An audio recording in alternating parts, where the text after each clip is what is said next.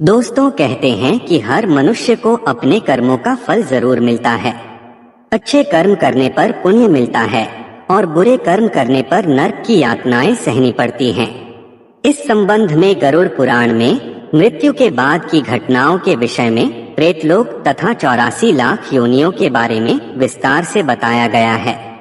दोस्तों, अगर आप भी जानना चाहते हैं कि मृत्यु के बाद पापी आत्माओं को कौन कौन सी भयानक सजाएं दी जाती हैं, तो इस वीडियो को अंत तक जरूर देखें।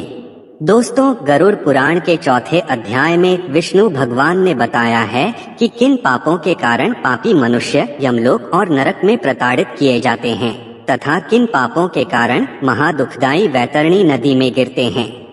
पक्षीराज गरुड़ के प्रश्नों के उत्तर में भगवान विष्णु ने कहा है कि जो व्यक्ति शुभ कर्म से विमुख हैं, हमेशा पाप कर्मों में लगे हुए हैं, वे लोग एक नरक के बाद दूसरे नरक को और एक दुख के बाद दूसरे दुख को तथा एक भय के बाद दूसरे भय को प्राप्त होते रहते हैं। यमलोक में प्रवेश करने के 4 द्वार हैं। इनमें से पूर्व, पश्चिम और उत्तर के द्वार से धार्मिक आत्माएं प्रवेश करती हैं और जो पापी होते हैं उन्हें दक्षिण द्वार से ले जाया जाता है। यमलोक पहुंचने का दक्षिणी मार्ग महादुखदायी है। इसी मार्ग में वैतरणी नदी है। पीप और रक्त से भरी इसी वैतरणी नदी में पापी व्यक्ति डूबते उतराते अनेक कष्ट पाते हैं। नमस्कार दोस्तों, स्वागत है आपका हमारे चैनल गम में। आपसे अनुरोध है कि चैनल को सब्सक्राइब कर लें और कमेंट बॉक्स में जय श्री नारायण लिखकर परमात्मा को अपना आभार व्यक्त करें। गरुड़ पुराण में व्यक्ति के पापों के अनुरूप मिलने वाली सजाओं का विस्तार से वर्णन किया गया है। दोस्तों, हमारे शास्त्रों में 5 महापापों का उल्लेख है। इनमें से एक महापाप चोरी करना है। यदि कोई व्यक्ति दूसरों के पैसे लूटता है या पैसे की धोखाधड़ी करता है तो यमदूत उसे रस्सी से बांधकर नरक में पीटते पीटते ले जाते हैं। जब तक वह बेहोश नहीं हो जाता तब तक उसे पीटा जाता है और होश में आने के बाद फिर से पीटा जाता है। दोस्तों, गरुड़ पुराण में बताया गया है कि जो व्यक्ति ब्राह्मण और गौ की हत्या करता है उसे वैतरणी नदी के कष्ट सहने के बाद घोर नरक भोगना पड़ता है। गरुड़ पुराण के मुताबिक वैतरणी नदी देखने में बड़ी ही भयानक है। इस नदी में खून और मवाद गरम लावे की तरह खौलता रहता है। नदी के तट पर हड्डियों के ढेर लगे हैं। पापी व्यक्ति को इस नदी को पार करके निकलना होता है। जो महापापी घर, गांव या जंगल में आग लगाता है, यमदूत उसे ले जाकर अग्निकुंडों में पकाते हैं। वह पापी अग्नि में जलता हुआ लावा पीता है। जब पापी छाया की याचना करता है तो यमदूत उसे असिपत्र नामक वन में ले जाते हैं, जहां तलवार के समान तीक्ष्ण पत्तों से उसके अंग कट जाते हैं। यमदूत उससे शीतल छाया में सुख की नींद सोने को कहते हैं, लेकिन कटे हुए अंगों के कष्ट से उसे नींद नहीं आती। जब वह प्यास से व्याकुल होकर जल पीने की इच्छा से पानी मांगता है तो दूतों के द्वारा उसे खौलता हुआ तेल पीने के लिए दिया जाता है। उस तेल के पीते ही उसकी आंतें जल जाती हैं और वह गिरकर कराहने लगता है। किसी प्रकार फिर से उठकर अत्यंत दीन की भांति प्रलाप करता है। जो लोग दूसरों की संपत्ति हड़पते हैं उनकी आत्माओं को बंदी बनाकर तमिश्रम नामक नरक में फेंक दिया जाता है। उन्हें यहाँ तब तक मारा जाता है जब तक कि वे बेहोश न हो जाएं। दोबारा होश में आने के बाद फिर से उन्हें मार मार कर इसी तरह लहूलुहान किया जाता है। शास्त्रों के अनुसार यह सिलसिला तब तक चलता है जब तक कि सजा का समय समाप्त ना हो जाए। दोस्तों, हिंदू धर्म शास्त्रों में अहिंसा का बहुत महत्व है। गरुड़ पुराण में भी यह बताया गया है कि निर्दोष जीवों की हत्या करना एक बड़ा पाप है। इसके लिए गरुड़ पुराण में एक कठोर सजा का वर्णन मिलता है। ऐसे व्यक्ति को गरम तेल में डालकर तला जाता है और जो लोग जानवरों को मारकर उनका मांस खाते हैं उनके लिए भी कठोर सजा तय की गई है। ऐसे लोगों को नरक में जानवरों के बीच छोड़ दिया जाता है और जानवर उन्हें चीर चीर कर खा जाते हैं। कुंभीपाक नरक में शिकारी अर्थात उन लोगों की आत्माओं को लाया जाता है जो अपने शौक के लिए जानवरों की हत्या कर देते हैं। यहाँ उनके इस कर्म की सजा के लिए खौलते तेल में बार बार उबाला जाता है। दोस्तों, कुछ पापों की सजा इन सब सजाओं से बढ़कर हैं। आइए आगे जानते हैं गरुड़ पुराण में लिखी उन भयानक सजाओं के बारे में। गरुड़ पुराण में ऐसे व्यक्ति के लिए भी बेहद खतरनाक सजा तय की गई है जो बड़े बुजुर्गों का अपमान करते हैं या उन्हें घर से निकाल देते हैं। ऐसे व्यक्ति को नर्क की आग में तब तक डुबोया जाता है जब तक उसकी खाल न निकल जाए। हिंदुओं का प्राचीन धर्म शास्त्र मनुस्मृति के 3 अध्याय में एक बहुत ही प्रसिद्ध पंक्ति है, यत्र नार्यस्तु पूजन्ते रमन्ते तत्र देवता है।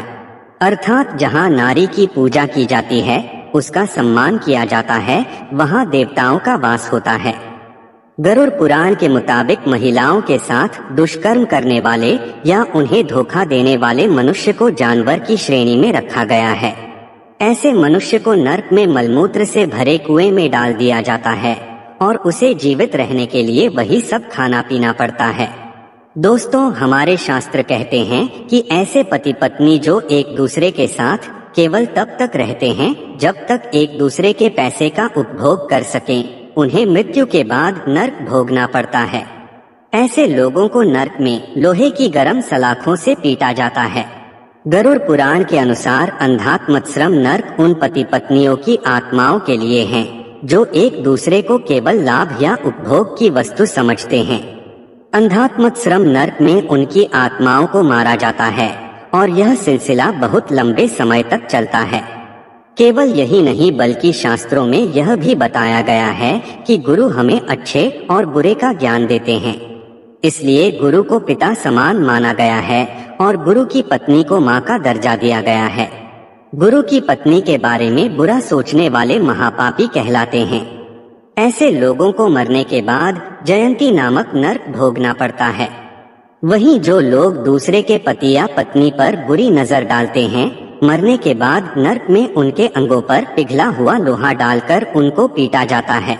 गरुड़ पुराण में आत्महत्या को निंदनीय अपराध माना गया है क्योंकि धर्म के अनुसार कई योनियों के बाद मानव जीवन मिलता है।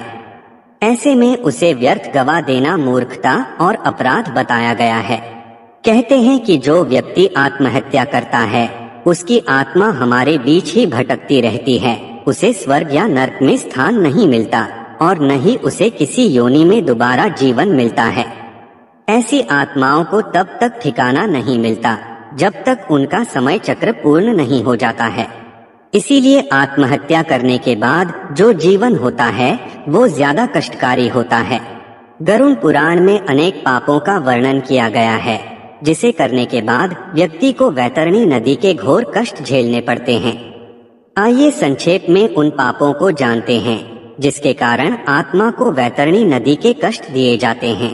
गरुड़ पुराण के अनुसार बाल हत्या करने वाले, स्त्री और गौ की हत्या करने वाले तथा गर्भपात कराने वाले सभी पापी व्यक्ति वैतरणी नदी में गिरते हैं।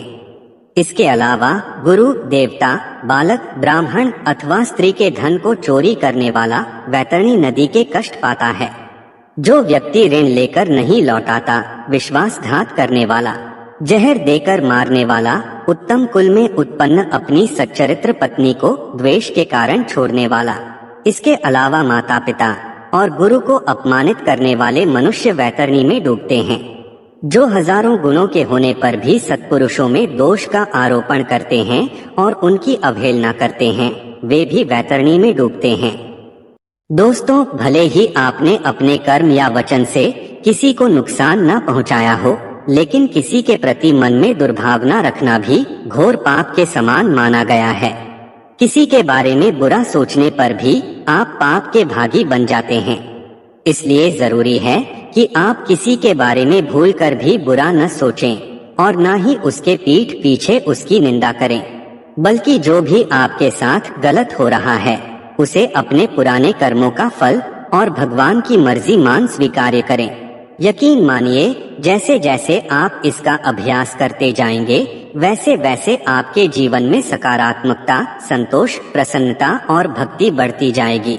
अगर ये बातें आपको समझ आई हो तो वीडियो को लाइक करें और अपने बंधु बांधवों को शेयर करें और ऐसे ही वीडियोस को देखने के लिए हमारे चैनल को सब्सक्राइब करें।